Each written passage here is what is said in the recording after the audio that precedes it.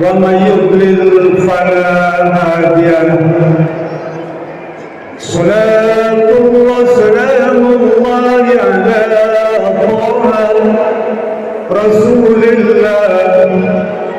صلاة الله سلام الله على ياسين حبيب الله. تواصل ببسم الله وبالهادي رسول الله.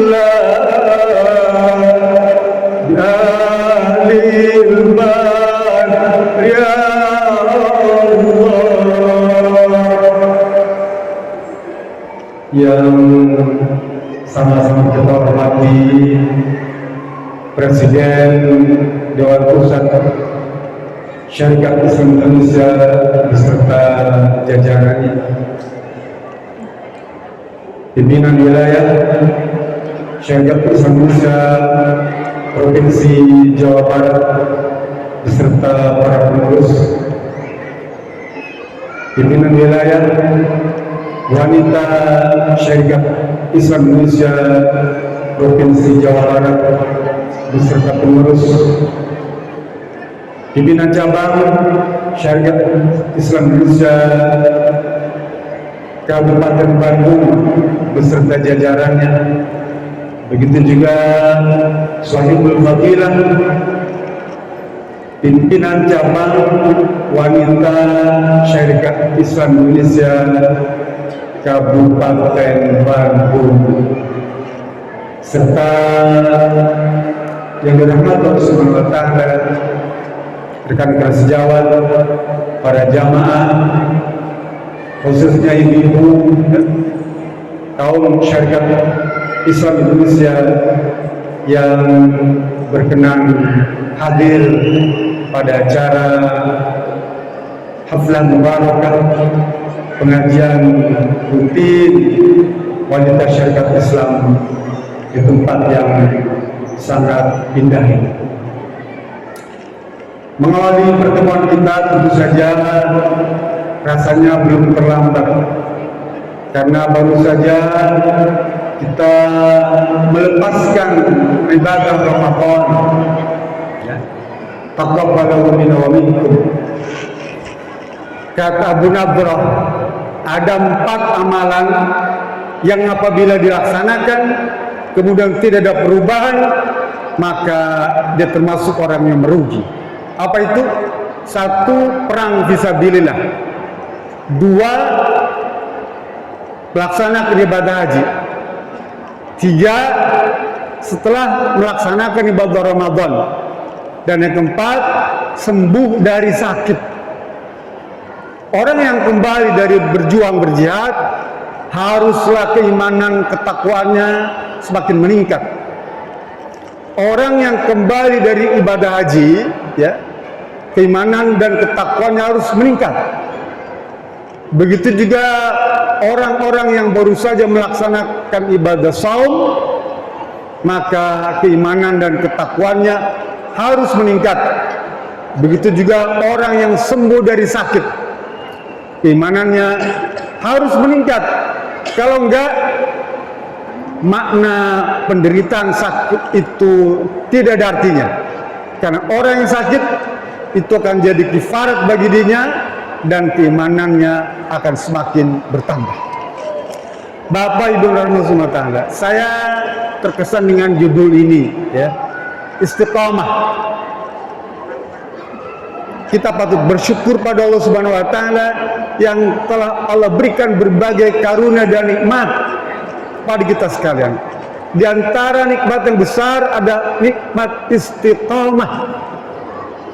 Istiqomah di dalam akidah yang lurus, istiqomah di dalam ibadah yang sahih, istiqomah di dalam akhlak yang mulia, istiqomah di dalam muamalah yang halal, dan istiqomah tetap di dalam syariat Islam Indonesia. Saya sangat terharu, ya, dan sedikit bangga menyaksikan acara baiat bagi pengurus terpilih ya Kota Madya Bandung, terkenang masa-masa lalu. Karena memang salah satu cara untuk mengikat ketaatan pada organisasi adalah baiat. Kata Imam Al-Maraghi, al-bai'atu al-aqdu alladhi yaqidu ya lil insani fi ma batni lil imam wal wafa bil ahdi alladhi azama. Baiat itu adalah suatu ikatan. Baiat itu dari kata baik. Makanya kalau di kamus Lisanul Arab, al-bai'at itu ditafsirkan, terjemahannya apa? As-safqatu ala ijabil baik, al-mubay'atu wa ta'at.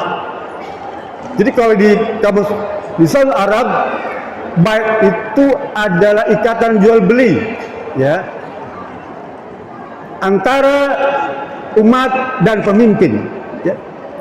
Jual beli itu maksudnya ketaatan, al-mubay'atu fi ta'ah. Oleh karena itu ketika menyaksikan baiat ini ada semacam kebanggaan bahwa syariat Islam Indonesia telah mengikat mereka yang berbaiat itu ya, untuk senantiasa taat, patuh, dan tunduk untuk melaksanakan segala macam keputusan yang berkaitan dengan perjuangan. Orang yang berbaiat tandanya dia sudah mempersiapkan diri untuk berjuang, baik laki-laki maupun perempuan. Dulu ya tahun 12 Hijriah itu ada 2 orang wanita yang sengaja datang dari Madinah ke Mekah. Siapa dia? Dia adalah Nusaybah binti Ka'ab dan Asma binti Amar.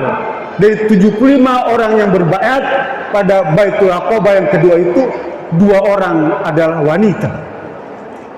Apa yang dibaitkan? Nanti ibu baca ya di rumah surat Al-Mumtahanah ayat 12 ya. Surat Al-Mumtahanah ayat 12 itu berkaitan dengan baiatul mukminah, baiat para wanita. Siapa menjelaskan? Allah Subhanahu wa taala.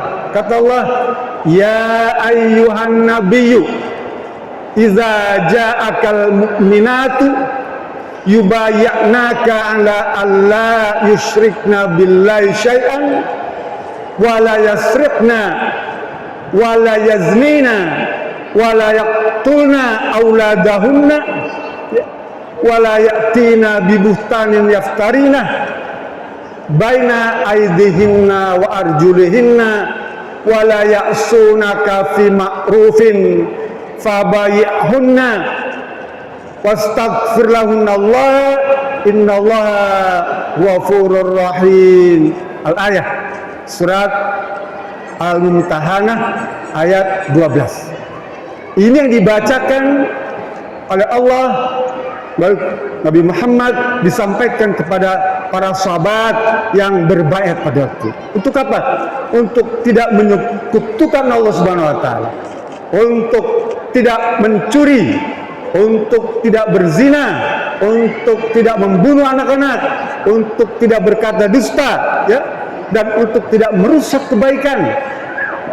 Kata Allah, ya Muhammad, fabayya'hunna, terimalah baiat mereka itu dan mohonkanlah ampun bagi mereka. Maknanya orang yang telah melaksanakan baiat, Allah ampuni, ya, Allah ampuni segala macam dosanya. Karena kita sudah mengikatkan diri untuk berdiri di barisan perjuangan. Hanya memang ada beberapa pendapat yang perlu kita luruskan tentang baiat. Ya Bu ya, Pak ya, kita luruskan. Baiat itu bukan rukun Islam. Paham tuh? Berbeda dengan syahadat. Syahadat itu rukun berapa? Rukun Islam, ya. Baiat dia bukan rukun Islam. Syahadat adalah syarat untuk menjadi pemeluk agama Islam. Sedangkan baiat bukan syarat untuk menjadi pemeluk agama Islam. Jangan sampai kemudian, mohon maaf, di ormas sebelah, ya, di Indramayu itu, begitu gampangnya mengkafirkan umat Islam yang tidak berbait kepadanya. Ini adalah pelaku kesesatan. Harus diluruskan.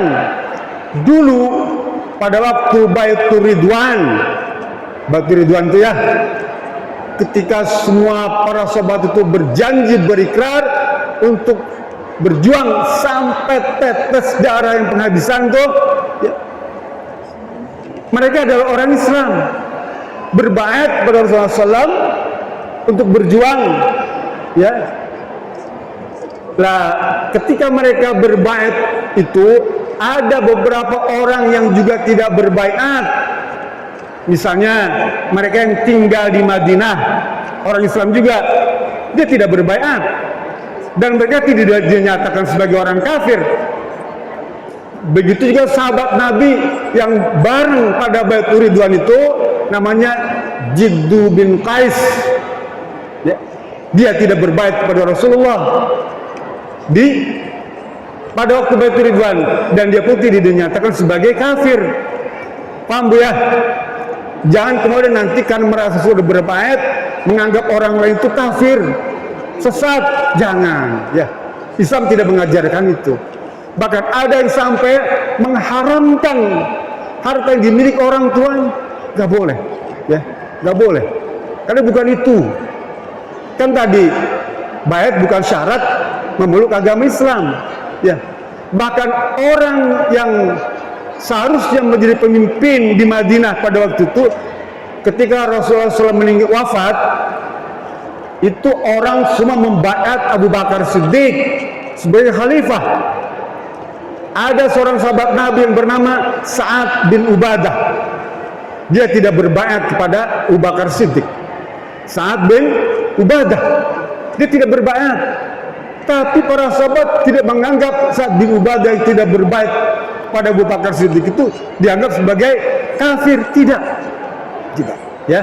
Baik, penting itu. Yang kedua yang juga penting harus kita ketahui adalah orang yang telah ada baiat, ya, dia sudah berbaiat, kemudian dia melepaskan diri dari ketaatan, ya, tidak taat pada pimpinan tuh, Rasul bilang famata mitatan jahiliyah. Orang yang tidak taat kepada pimpinannya nih, maka dia anggap sebagai orang yang mitatan jahiliyah. Mitatan itu menggunakan mim kasrah. Paham Bu ya? Mi beda dengan maitatan fathah. Ada perbedaan. Kalau dibaca famata maitatan, ya, jahiliyatan, maka itu matinya seperti bangkai. Ya Pak ya, hati-hati nih, pelan-pelan. Kalau dibaca maitatan jahiliyatan, di dalam kamus Al-Munawwir, kamus Arab tuh khusus disitakan tentang al-maitatu, ya, adalah al-hayawanul mayit bila zabhin. Jadi kalau dibaca al-maitatu, maka mananya bangkai. Tapi kalau dibaca mitatan jahiliyatan, ya, kata kamus Al-Munawwir, al-hayatul mauti, jenis-jenis meninggal, macam-macam meninggal. Jadi kalau misalnya kita tidak taat pada pimpinan wilayah, tidak taat pada pimpinan cabang, tidak taat sama pimpinan wilayah wanita syarikat Islam, ya, bahkan melepaskan diri, maka dia matinya mitatan jahiliyah, matinya seperti mati orang di zaman jahiliyah. Paham ya? Matinya seperti orang yang mati di zaman jahiliyah, bukan mati jahiliyah, bukan mati kafir lah. Ya, ini harus, saya punya kewajiban untuk menjelaskan ini semua, karena banyak yang kemudian lalu menganggap orang, memudahkan orang, kamu sesat, kamu kafir, hartanya halal, darahnya halal. Jangan. Dan yang keempat yang juga penting diketahui adalah tata cara baiat itu ya. Memang di dalam hadis tidak diterangkan tata cara baiat wanita tuh ya. Tidak diterangkan. Sekalipun ada yang salaman, boleh salaman. Enggak salaman juga boleh. Pakai surat boleh. Ada hadis dulu Pak, Bu, ya dulu nih. Kalau kaum wanita itu baiat, hadis ini sebenarnya dhaif. Tapi mau saya bacakan biar ibu tahu. Anna Nabiyya sallallahu alaihi wasallam iza baya'an nisa, sesungguhnya Nabi Muhammad sallallahu alaihi wasallam jika membaiat para wanita ya, fada'a qadahin minal ma fagomasa yadaihi fihi, lalu Rasul meminta diambilkan bejana berisi air tuh, ember isinya air, lalu Rasul mencelupkan tangannya di sana. Kemudian Rasul fa'amaron nisa fagomasa aydiyahunna fihi, lalu Rasulullah SAW nyuruh para wanita itu untuk juga mencelupkan tangannya di dalam bejana yang berisi air tadi. Itu praktek dulu baiat model begitu Pak. Tapi hadis tadi dhaif, artinya kita boleh menolaknya. Kita boleh menolak hadis yang dhaif itu. Kalau dipraktekkan juga nggak ada keberatan sebetulnya ya. Karena tanpa salaman pun boleh, tanpa ucapan pun boleh, dengan tulisan boleh. Ya. Bahkan mohon maaf nih, kalau imam yang akan kita pilih itu khilafah, ya, Amirul Mukminin, maka pemilihan melalui pencoblosan tuh, pemilu tuh, ya, nyolok pemimpin khilafah tuh, maka itu bisa dikategorikan atau dimasukkan ke dalam istilah baiat. Nah, gitu ya. Sekarang barusan kita membaiat pengurus Syarikat Islam Indonesia cabang Kota Madia Bandung ya. Sekarang biarkan mereka bekerja. Jangan dulu, janganlah diganggu, biarkan saja, biar duduk dengan tenang. Pengurusnya supaya dia bekerja tuh ya, jangan diganggu dulu. Dia akan konsep rapat kerja ya, nyusun program, udah beres baru kita. Ibu yang dorong semua tangga. Syarikat Islam Indonesia telah mengajarkan kepada kita semua melalui ijtihadnya Ki Haji Umar Said Cokro Aminoto itu ya, khususnya kaum wanita. Allah Subhanahu wa taala memuliakan kaum wanita ini melalui firman-Nya dalam surat An-Nisa. Rasul juga begitu ya. Sampai seseorang itu menghadapi kaum wanita itu harus ditempatkan sebagai orang yang memiliki tempat yang istimewa, karena Allah mengabadikan dalam surat An-Nisa. Dulu ada namanya Nu'man bin Sabit, kalau sekarang Imam Hanafi, Nu'man bin Sabit. Waktu dia mengajar begini Bu, Pak ya, ibu kandungnya datang lalu ngomong kepada Nu'man, wahai Nu'man, ajarkan kepadaku tentang ilmu agama ya. Ibunya kan datang, anaknya kan Nu'man bin Sabit ini kalau sekarang Imam Hanafi, di sini ada Pak Hanafi. Pak Hanafi, dia mewarisi Imam Hanafi juga, namanya sama. Kata ibunya, wahai Nu'man, ajarkan aku ilmu. Nu'man tidak menjawab ya omongan ibunya itu. Sampai 3 kali Nu'man diam, enggak mau jawab. Datang Abu Yusuf, sahabat Nu'man, wahai Abu Yusuf, tolong terangkan kepada ibuku itu tentang apa yang dia tanya, tentang ilmu.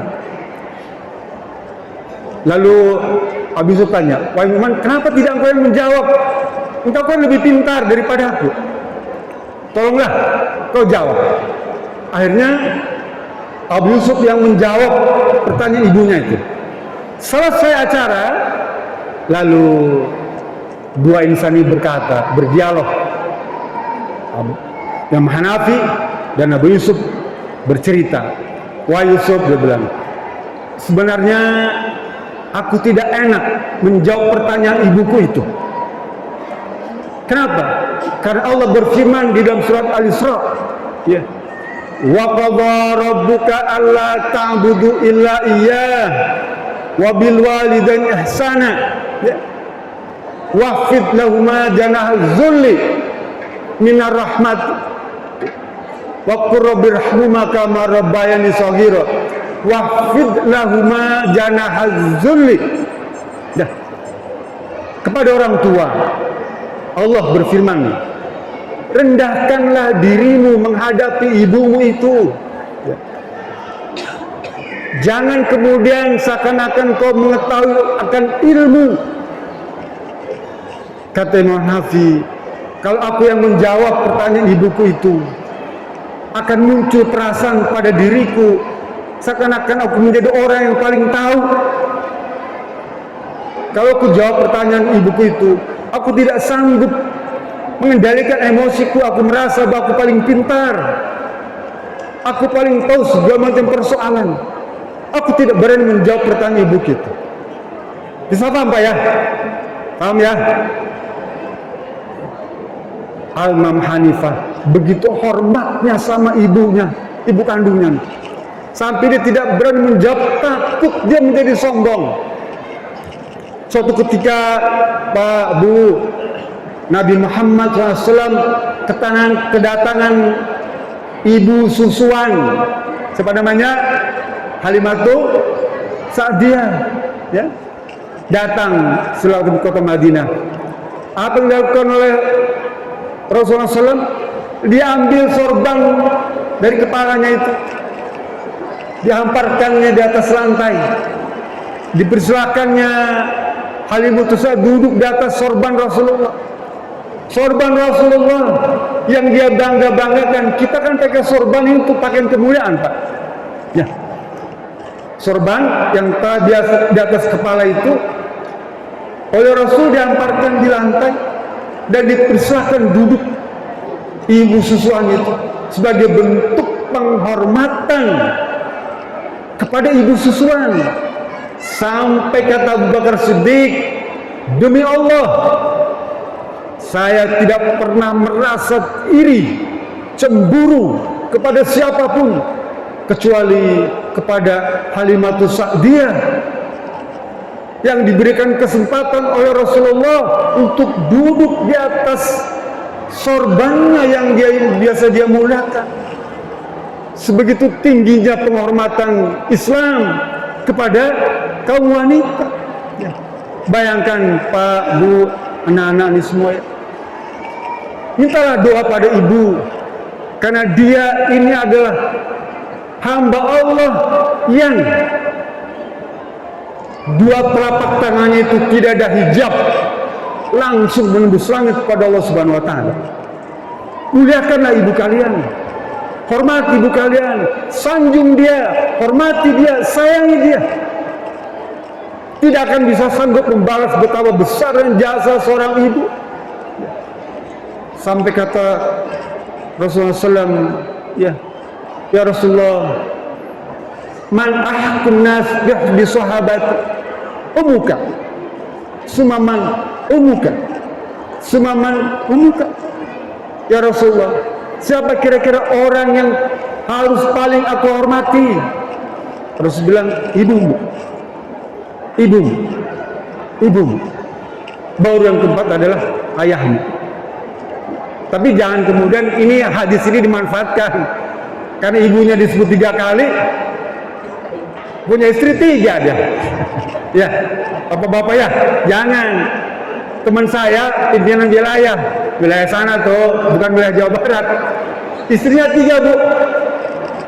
Waktu Ramadan kemarin 10 hari pertama dia tinggal di Sri yang nomor 1. Ramadan 10 hari kedua dia tinggal di istri nomor genap. 10 hari terakhir tinggal di istri nomor ganjil. Dia cerita, aduh saya bilang selama Ramadan ini sedih saya. Kenapa? Kalau di istri tua kan udah repot, dia bilang ya, udah repot dia bilang, jadi nggak sempat ngapa-ngapain. Hampir ke istri yang kedua, waktu itu ada COVID, kena COVID istrinya. Ya. Datang istri yang ketiga, kasihan, datang bulan. Dia teriak, aduh dia bilang sedih tahun ini Ramadan ini saya rugi besar. Rugi besar. Bapak, Ibu dirahmati Allah.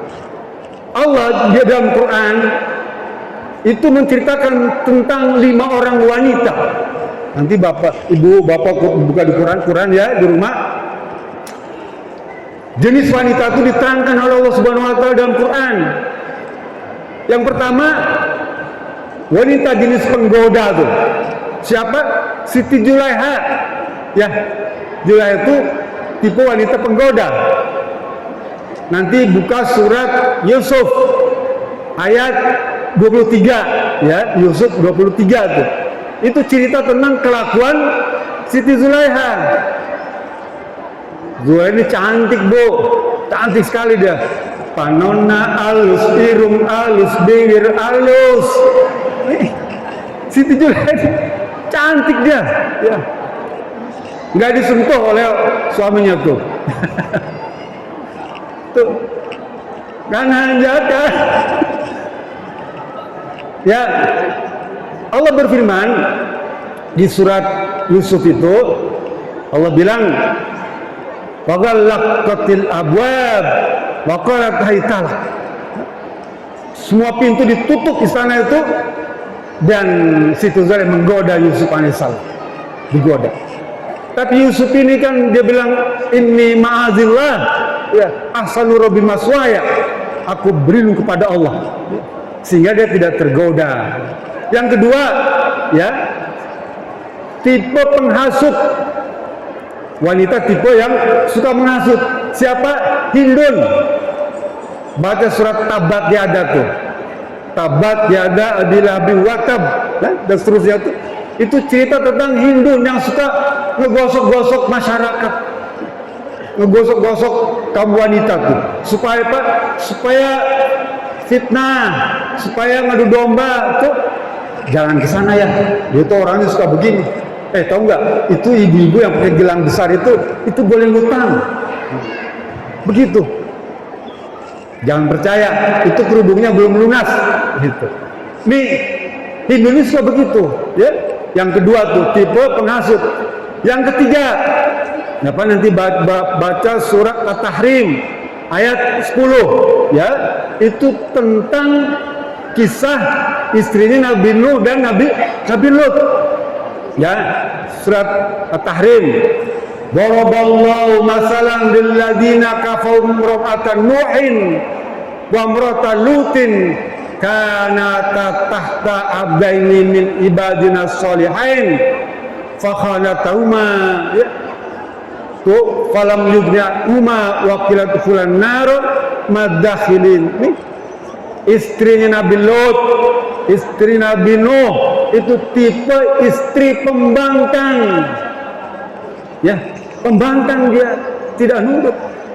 Bayangkan, ternyata Nabi juga tidak sanggup mengislamkan istrinya. Jadi kalau ada suami nih, mohon maaf bapak-bapak nih ya, tidak sanggup memberikan nasihat pada istrinya, sama seperti Nabi Lot, ya, Nabi Lot tidak sanggup memberikan nasihat kepada istrinya. Sebentar lagi datang nih Coldplay nih, ya, ada tahu ya, penyanyi dari Amerika tuh, siapa namanya? Coldplay. Itu kan dia membawa misi apa? LGBT. Hati-hati nih, jangan sampai kemudian sekalipun dikasih tiket gratis nonton, jangan. Karena itu propaganda lesbian, ya, homo, ya, yang kalau itu dipraktekkan Allah melaknat, ya. Nanti baca surat Al-A'raf ayat 80, surat Hud ayat 80, cerita tentang kaum LGBT. Ya. Kata Allah Ta'ala, walutan idqalat rabbi ibnili indaka, ya, atatina fahisyatan ma sabaqakum biha, ya, min ahadin minal alamin, innakum la ta'tuna rijala syahwatan min dunin nisa. Kata Allah, sesungguhnya kalian adalah kaum yang senang mendatangi, ya, kaum laki-laki, kaum perempuan, ya, perempuan dengan perempuan, laki-laki dengan laki-laki, pada ada pasangan, ada makhluk lain. Kenapa tidak berpasangan? Nih Bu, hati-hati. Kenapa? Karena hukumannya berat, ya. Falamma jaa amruna, kalau ada praktek apa LGBT itu, ya, jana aliyah safilaha, Allah akan balik ke bumi itu, Bu. Allah terbalikan yang di atas taruh di bawah, yang di bawah ditarik ke atas, ya. Wamtorna min hijaratin min sijin, dan Allah akan turunkan hujan batu dari langit, ya, batu panas, dan batu itu ada namanya sesuai pelaku LGBT tadi. Bayangkan betapa ngerinya kalau Allah menimpakan azab itu. Dan yang ditimpa itu bukan hanya pelaku, tapi mereka yang menyetujuinya, yang menyukainya, yang mengizinkannya, yang memfasilitasi juga akan kena dihujani batu yang bertuliskan batu panas. Kalau nempel di kepala, dia tembus sampai kaki. Nauzubillah. Jadi LGBT ini menjadi apa? Persoalan umat Islam, dengan alih-alih karena ingin mendapatkan hak asasi manusia, toleransi, orang Islam tidak boleh. Bahkan nih, jika perlu, wanita Syarikat Islam Indonesia Provinsi Jawa Barat atau wanita Syarikat Islam Indonesia Kabupaten Bandung bikin nota protes, ya, kepada pemerintah. Untuk apa? Untuk menolak kedatangan penyanyi yang mempromosikan perkara liwat, perkara LGBT. Protes, boleh. Tulis di koran, tulis di media, sampaikan ke Departemen Peranan Wanita atau siapa yang mengizinkan itu, ya. Bikin nota protes. Bisa nggak, Ibu? Setuju nggak? Coba belajar yang mudah-mudah nih, bikin nota protes. Jangan sampai diberikan kesempatan untuk kelompok-kelompok yang mempopulerkan LGBT itu, ya. Nabi tidak sanggup mengislamkan istrinya. Begitu juga ada seorang istri tidak sanggup mengislamkan suami. Siapa? Surat At-Tahrim ayat 11, ya. Allah berfirman, wa daraballahu masalan lil ladzina amanu imra'ata fir'aun. Fir'aun, istrinya siapa namanya? Siti Asia, ya. Ini tipe pejuang, ya. Siti Asia ini wanita tipe pejuang. Karena berjuang membela agama, sekalipun memang dia tidak sanggup mengislamkan suaminya tuh. Fir'aun tidak sanggup. Ternyata ada wanita yang tidak sanggup memberikan nasihat kepada suaminya. Jadi kalau ibu-ibu ada punya suami yang tidak taat, ya, pada Allah dan Rasulnya, pada pemimpin, ya, itu seperti Fir'aun. Dan ibu jangan berputus asa, harus tetap terus, ya, berjuang, ya, mendoakan pada Allah Subhanahu Wa Taala agar suaminya tunduk dan taat serta patuh pada Allah Subhanahu Wa Taala. Yang kelima, ya, wanita tipe orang yang solihah, dan qanitin, yang taat. Tadi pejuang, sekarang taat. Di mana itu kita bisa baca? Surat At-Tahrim ayat 12. Allah berfirman, "Wamar ya mabnata Imran allati ahsanat farjaha fanafakhna fihi min ruhina wa sadaqat bi kalimati rabbiha wa kutubihi wa kanat minal qanitin." Surat At-Tahrim ayat 12. Siti Maryam binti Imran itu mewakili tipe wanita yang taat, patuh pada Allah, pada Rasul, pada suami. Para ummahat, ya, wanita muslimah, wanita syarikat Islam Indonesia ini harus senantiasa taat pada suami, taat pada Allah dan pada suami. Kalau suami memerlukan, ya, jangan menolak, karena malaikat akan melaknat. Saya biasanya, Bu, Pak, kalau hari Minggu, ya, malam Senin tuh, saya suka malam-malam tuh pulang habis sholat isya, habis ngajar tuh ya, saya suka batuk. Kalau saya batuk itu tangannya saya minta teh manis. Datang teh manis tuh, ya. Kalau batuk sekali, kalau batuk 2 kali, kopi pahit. Istri sudah tahu, mesti bawa kopi pahit tuh, ya. Tapi kalau saya batuk 3 kali, ya, itu mesti ngajak tidur malam Senin, gitu ya. Paling istri saya bilang, Pak, anak-anak belum tidur. Ya sudah, kita nunggu, harus sabar. Anak-anak belum tidur, masih pada main, ya. Karena merasa ustadz, ya menunggu ini kan pekerjaan membosankan, ya. Daripada iseng, daripada nggak ada kerjaan, saya baca Quran aja sambil nunggu nih. Saya baca Quran. A'udzu billahi minasyaitonir rajim. Istri saya datang, Pak, udah pada tidur. Shadaqallahul azim. Buru-buru ibadah. Itu adalah bagian daripada pelaksanaan sunnah, gitu ya. Jadi kita juga tidak boleh mengabaikan perkara-perkara itu. Kan manusia ini ada haknya masing-masing. Rasul bilang, ya, inna ala nafsika haqqun. Pada dirimu itu ada hak, ya. Wa inna ala ahlika haqqun. Pada keluargamu juga ada hak. Jangan diabaikan hak mereka itu. Hak mereka menjadi kewajiban kita, ya. Mohon maaf nih, nah besok dia, dia. Jadi saya kira begitu ya. Saya berharap ibu-ibu wanita sekalian Indonesia mau taat kepada Allah, pada Rasul dan pada suaminya, dan pada para pimpinan-pimpinan syarikat Islam Indonesia. Itu saja, lebih kurang mohon maaf. Fattaqullaha mastata'tum wala minkum billahi bisabilillah. Assalamualaikum warahmatullahi wabarakatuh.